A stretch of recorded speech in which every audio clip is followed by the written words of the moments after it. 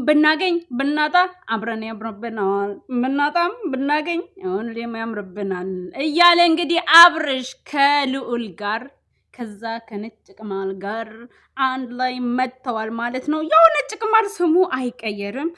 ሩታና አብርሽ ተለያዩም አልተለያዩም ብቻ እኔ ነጭ ቅማል ለአብርሽ ምንም ጥሩ ነው ብዬ አላስብም ማለት ነው። ምክንያቱም ቆይ በመጀመሪያ ልዑልን እንዴት አያችሁት? እንግዲህ ልዑል ግሬስ በሚገባ ሁኔታ እንትኑን ግሩፑን ተቀላቅሏል ማለት ነው። ገና በ6 ወር በ7 ወሩ ግሩፑን ተቀላቅሏል። እውነቴን ነው የምላችሁ። አሁን ይሄ ልጅ የዳይፐሩን የወተቱን የልብሱን የሁሉ ነገሩን የቅባቱን ሳይቀር እየቻለ ነው ማለት ነው። እንደውም ለእነሱ ራሱ እየተረፋቸው ነው። እውነት በአሁን ዘመን እኮ እውነት መውለድ ማለት ነው መውለድ ቢዝነስ ሆኗል። እኔ አሁን ልገባ ነው ሀገሬ ልወልድ ነው በቃ። ምክንያቱም ብዙ ልጆች ማለት ነው ቢዝነስ እየሰሩ ነው፣ ልክ እንደ ልዑል አይነቱ ማለት ነው። አብርሽ እንደው አንተ እኔ የምልህ ቀልብ የለህም እኮ አሁን ይህንን የ7 ወር የ8 ወር ጨቅላ ልጅ በእንትን በቴንዶስ ነው ቶንዶስ እየላጨኸው ነው አይደል? ምኑን ነው የምትላጨው? ምኑን? ዋለ ፍቅር ወይኔ ጉዴ ኋላ ውይ ልጁ ደግሞ እንዴት አባቱ ነው የሚያሳሰው የምር ሩታንም ይመስላል አብርሽንም ይመስላል። እና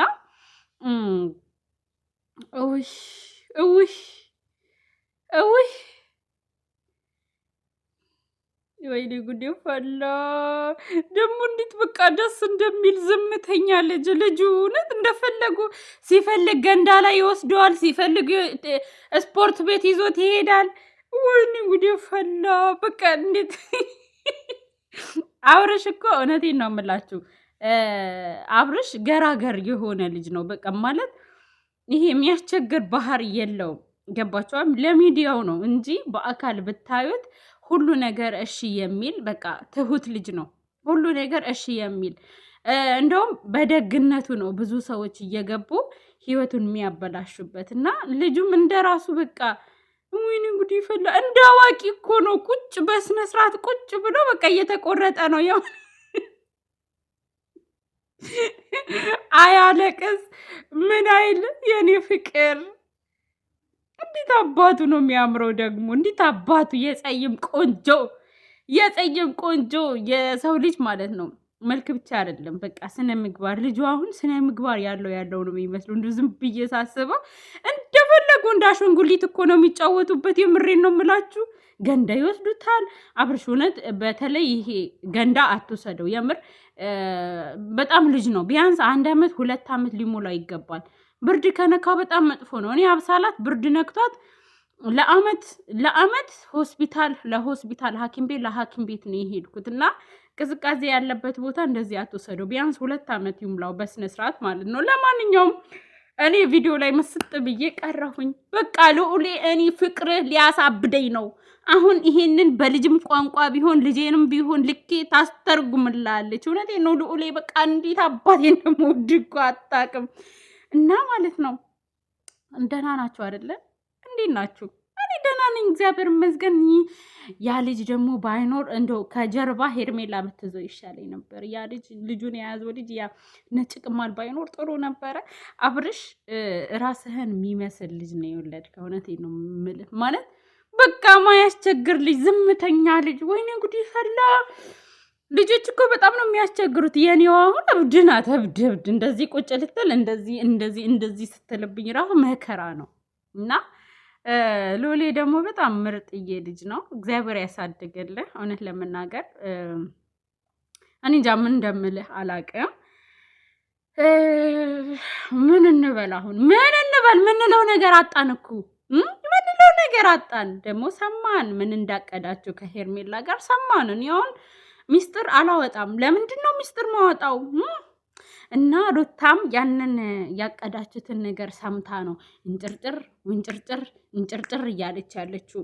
አሳዩት፣ ተግብሩት በቃ ከላዝ እና እኔ ምላችሁ ይሄ ቤት የሄርሜላ ቤት ነው እንዴ? አታደርገውም። እና እኔ ምላችሁ ማለት ነው ልዑሌ የፓምፐርሶን የለብሱን የወጪውን እየሸፈነ ይገኛል። እንግዲህ ልዑል ከሁላቸውም የተሻለ ቦታ እንደምትደርስ አምናለሁኝ። ግን ደግሞ ልዑሌ ከእናት ጎን ብትሆን ጥሩ ነበረ። እውነት ለምናገር እናት አሁን ብሶት ብሏታል። በቃ የምትይዘው የምትጨብጠው ነው ሲያጣችሁ ነቀል ነቀል እያደረጋት ነው። ምን ማድረግ እንዳለባት እራሱ አታውቅም። ያው አባትህ ሄርሜላ አለችለት ደበስበስበስበስ ድብስብስበስ ስታደርገው ማለት ነው። ሁሉ ነገሩ ነው የሚተወው። እናት ደግሞ ብቻዋ ናት። የአንድ ቲማቲም ለቃሚ አምጥታ ነበረ ደስታ የሚባል የዝዋይ ልጅ ነው እሱ ራሱ ቲማቲም ለቃሚ ነው። ግን ምን ታደርገዋለ? ጥሏት ሄደ። እና ምን ልልህ ነው ልዑሌ፣ ከእናት ጎን ብትሆን ጥሩ ነው። እኛም እንመጣለን አንተን ፍለጋ ማለት ነው። ሩታንም ፍለጋ እንመጣለን እኛ። ሩታ ሽንቷን ስትሸና ራሱ እንከተላታለን እኮ ወገን። እውነቴ ነው የምላችሁ። ብቻ ስታለቅ እኔ በቃ አሁን እኔ ግልብጥ ያልኩባት ስታለቅስ ነው ያናደደችኝ። ለሰው ቻናል ለመክፈት ማልቀስ ምንድን ነው? ለምን እንዴ? እንደገና አብርሽን ይቅርተን ማልቀስ፣ ራሷ ገፍታ ራሷ ማልቀስ። በቃ እኛ ያችን ሩታ ነው የምንወዳት። ያችን ሩታ ሆነሽ ስትመጪ ከጎንሽ ነን። የምታለቃቅሺ ከሆነ ደግሞ ጥለንሽ አብርሽ ጋር ሄደናል። አብርሽንና ሄርሜላን ልንድር ነው ማለት ነው።